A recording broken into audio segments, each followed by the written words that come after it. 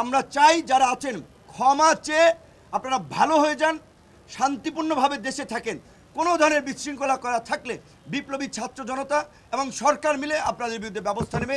ইতিমধ্যে একটা শ্রেণীর উদ্ভব হয়েছে, নব্য দখলদার, পত্রিকা অফিস দখল করছে, টিভি চ্যানেল দখল করছে, মানুষের মিল ফ্যাক্টরি দখল করছে।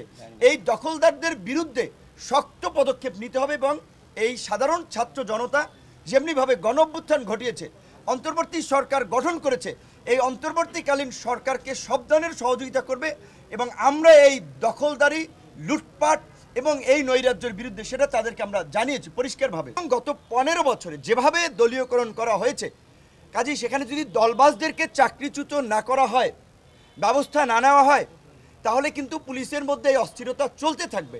এক পক্ষ কাজে যোগদান করবে, আরেক পক্ষ যোগ না দেওয়ার জন্য উস্কানি দেবে।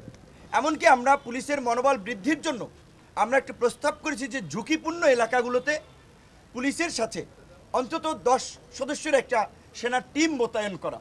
একই সাথে 64 জেলায় এবং যে কয়টা থানা এবং উপজেলা আছে সমস্ত জায়গায় নতুন ওসি এবং পুলিশ সুপারকে নতুন করে নিয়োগ দেওয়া বা পদায়ন করা। কারণ হচ্ছে আমরা ইউএনওরও দাবি জানিয়েছি, সেটা জনপ্রশাসন মন্ত্রণালয় করবে, কিন্তু একই সাথে এটা আমরা সমস্ত সরকারি চাকুরিজীবী কর্মকর্তা কর্মচারীদেরকে অভয় দিতে চাই, যারা এই ফ্যাসিস্ট শক্তির সহযোগী ছিলেন না, অন্যায় করেননি, তাদের কারো চাকরি যাবে না। আমরা মনে করি যে অবশ্যই 64 জেলার এসপি খারাপ ছিলেন না, কিংবা সমস্ত ডিআইজিরা কখনোই সবাই খারাপ না, হয়তো পরিস্থিতির কারণে অনেকে অনেক কিছু করতে বাধ্য হয়েছেন, কিন্তু যাদের গুড ট্র্যাক রেকর্ড রয়েছে, যাদের পেশাদারিত্ব ছিল এই পরিস্থিতির মধ্যে ন্যূনতম, তারা কেউ যেন চাকরিচ্যুত না হয়। কারণ একসাথে সব ধরনের ব্যবস্থা নেওয়া যায় না। আপনারা জানেন সালমান এফ রহমানের মতো একজন স্বীকৃত ব্যাংক লুটেরা, শেয়ার বাজার কেলেঙ্কারির সাথে জড়িত মাফিয়া গ্রেপ্তার হয়েছে। স্বাভাবিকভাবেই বাংলাদেশের বর্তমান যে পরিস্থিতি, অনেক ব্যবসায়ীর বিতর্কিত ভূমিকা রয়েছে। এখন ব্যবসায়ীরা যদি আতঙ্কিত হয়, তাহলে এখন এই সরকারের যে প্রধান দুটি চ্যালেঞ্জ, একটি হচ্ছে ল অ্যান্ড অর্ডারকে স্বাভাবিক করা এবং ইকোনমি গতিশীল করা, তাহলে কিন্তু অর্থনীতি থমকে দাঁড়াবে। কাজে আমরা এটাও পরিষ্কার করেছি যে ব্যবসায়ীরা যেন হয়রানির না শিকার হয়। এবং এই যে এটা তো সত্য, দিনের আলোর মতো আপনারা দেখতে পাচ্ছেন কিছু কিছু জায়গায় চর দখলের মধ্যে ইতিমধ্যে একটা শ্রেণীর উদ্ভব হয়েছে, নব্য দখলদার, পত্রিকা অফিস দখল করছে, টিভি চ্যানেল দখল করছে, মানুষের মিল ফ্যাক্টরি দখল করছে। এই দখলদারদের বিরুদ্ধে শক্ত পদক্ষেপ নিতে হবে এবং এই সাধারণ ছাত্র জনতা যেমনিভাবে গণঅভ্যুত্থান ঘটিয়েছে, অন্তর্বর্তী সরকার গঠন করেছে, এই অন্তর্বর্তীকালীন সরকারকে সব ধরনের সহযোগিতা করবে এবং আমরা এই দখলদারি, লুটপাট এবং এই নৈরাজ্যের বিরুদ্ধে সেটা তাদেরকে আমরা জানিয়েছি পরিষ্কারভাবে। এবং তারাও বেশ কিছু ক্ষেত্রে আমাদের সহযোগিতা চেয়েছে। বিশেষ করে এই যে 15ই আগস্ট কেন্দ্রিক আপনারা জানেন যে একটা নৈরাজ্য তৈরির যে এই যে পলাতক প্রধানমন্ত্রী যে ইনস্ট্রাকশন দিচ্ছেন তার নেতাকর্মীদের মনোবল চাঙ্গা করার জন্য আমরা বলেছি দেশের মধ্যে ওবায়দুল কাদের সহ আরও যারা এই গণহত্যায় জড়িত তারা দেশের মধ্যে ঘাপটি মেরে আছে এবং গোপালগঞ্জে দেখেছি আমরা তারা আস্ফালন ছেড়েছে, অনতিবিলম্বে তাদেরকে খুঁজে খুঁজে গ্রেপ্তার করা। এবং ছাত্রলীগ যুবলীগের সন্ত্রাসীদেরকে ওবায়দুল কাদের নিজেই লেলিয়ে দিয়েছেন। কাজে এখন তাকে গ্রেপ্তার করা একটা প্রধান একটা বিষয় হয়ে দাঁড়িয়েছে।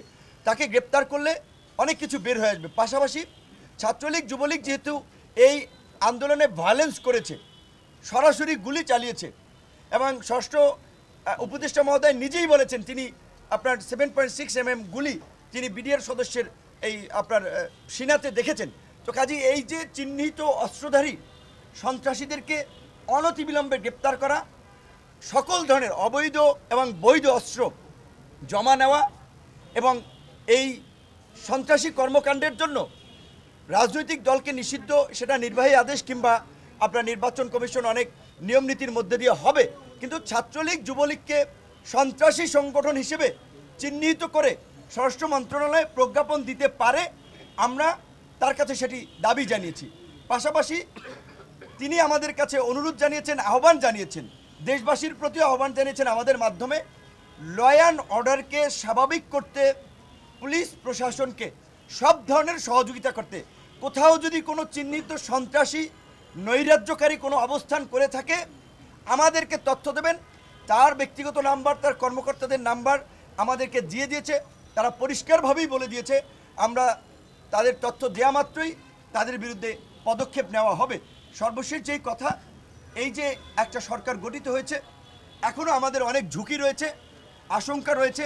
কাজে আগামীকালকে থেকে ইতিমধ্যে বিভিন্ন রাজনৈতিক দল, ছাত্র জনতা সবাই আওয়ামী লীগকে নিষিদ্ধ করা সহ বিভিন্ন দাবিতে রাজপথে নামছেন। আন্দোলনকারী দলকে যারা বিপ্লবী ছিলেন, বিপ্লবীদের দ্বারা কোথাও যেন কোনো বিন্দুমাত্র শৃঙ্খলার ঘাটতি না হয়। কোনো কেউ ভায়োলেন্স তৈরি করতে চাইলে যথাসময়ে পুলিশ এবং সেনাবাহিনীর সহযোগিতা নিয়ে তাদেরকে যেন আটক করার ক্ষেত্রে সবাই সহযোগিতা করে, তারা সেটি আহ্বান জানিয়েছেন। কারণ আমরা স্বাধীনতা অর্জন করেছি, এখন শান্তিপূর্ণভাবে দেশকে শান্তির পথে পরিচালিত করা আমাদের দায়িত্ব, সরকারের দায়িত্ব। এই সরকারের রাষ্ট্র পরিচালনায় অনেকের অভিজ্ঞতা নাই। কাজে আমরা যদি সহযোগিতা না করি, সেই সহযোগিতা ছাড়া তারা কিন্তু সাকসেস হবে না। তাই সাংবাদিক, বিশেষ করে গণমাধ্যমকে প্রকৃত অর্থে ফোর্থ স্টেট হিসেবে রোল প্লে করার আমি মনে করি সময় এসেছে। আপনাদের অবাধ স্বাধীনতা রয়েছে, কোথাও কোনো বিশৃঙ্খলা নৈরাজ্য দেখা মাত্র আপনারা গণমাধ্যমে তুলে আনেন এবং আপনারাও আপনাদের জায়গা থেকে সরকারের কাছেও আপনারাও এই বিষয়গুলো নিয়ে কথা বলেন। আমরা নাগরিক সমাজ, রাজনৈতিক দলের পক্ষ থেকে আমাদের অবস্থানগুলো জানাচ্ছি। আমরা সব ধরনের সহযোগিতা করব।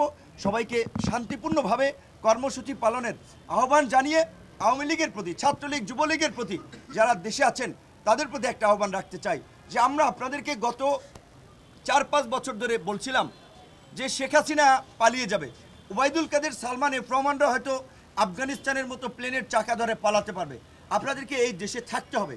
কাজেই আপনারা এমন কিছু কইরেন না ক্ষমতার পট পরিবর্তন হলে জনরোষে আপনাদের অবস্থা খারাপ হয়। তো আপনারা কথা শোনেন নাই, আপনারা এমন কর্মকাণ্ড করেছেন, এখন জনগণ আপনাদেরকে পাইলে কি করবে আল্লাহ মাহবুদ জানে।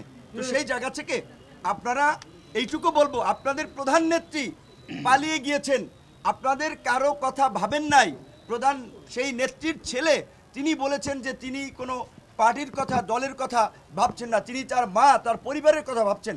কাজেই আপনারা যদি কারো উস্কানিতে রাস্তায় নেমে কোনো ধরনের নৈরাজ্য এবং বিশৃঙ্খলা করেন, শেখ হাসিনা তো পালাতে পারছে, আপনারা কিন্তু পালাতে পারবেন না। একদিকে আইন শৃঙ্খলা বাহিনী, একদিকে সেনাবাহিনী, একদিকে আমরা জনগণ, বিপ্লবী ছাত্র জনতা। কাজেই কোনো ধরনের নৈরাজ্য করার দুঃসাহস আপনারা দেখাবেন না। আমরা চাই যারা আছেন ক্ষমা চেয়ে আপনারা ভালো হয়ে যান, শান্তিপূর্ণভাবে দেশে থাকেন। কোনো ধরনের বিশৃঙ্খলা করা থাকলে বিপ্লবী ছাত্র জনতা এবং সরকার মিলে আপনাদের বিরুদ্ধে ব্যবস্থা নেবে। আপনাদেরকে হুঁশিয়ার এবং সাবধান করে দিতে চাই। শেখ মুজিবুর রহমান সাহেব একজন জাতীয় নেতা ছিলেন, কাজেই তার প্রতি শ্রদ্ধা নিবেদন কিংবা তার প্রতি কারো ভালোবাসা থাকতে পারে। এখন দেশের যে পরিস্থিতি, এই পরিস্থিতিতে যদি আপনারা এই ধানমন্ডিতে শোডাউন দেওয়ার প্রস্তুতি নেন, গোপালগঞ্জে আস্ফালন দেখানোর চেষ্টা করেন, তাতে এই দিকের যে ক্ষুব্ধ ছাত্র জনতা, আপনারা কিন্তু স্বাভাবিকভাবেই রাস্তার যে পরিস্থিতি আপনারা দেখেছেন, প্রাণ নিয়ে কিন্তু ঘুরে ফিরতে পারবেন না। কাজেই দয়া করে আপনাদেরকে অনুরোধ করব, এই নৈরাজ্য তৈরি করার বিন্দুমাত্র দুঃসাহস দেখাবেন না। সবাই ভালো থাকবেন। আসসালামু আলাইকুম।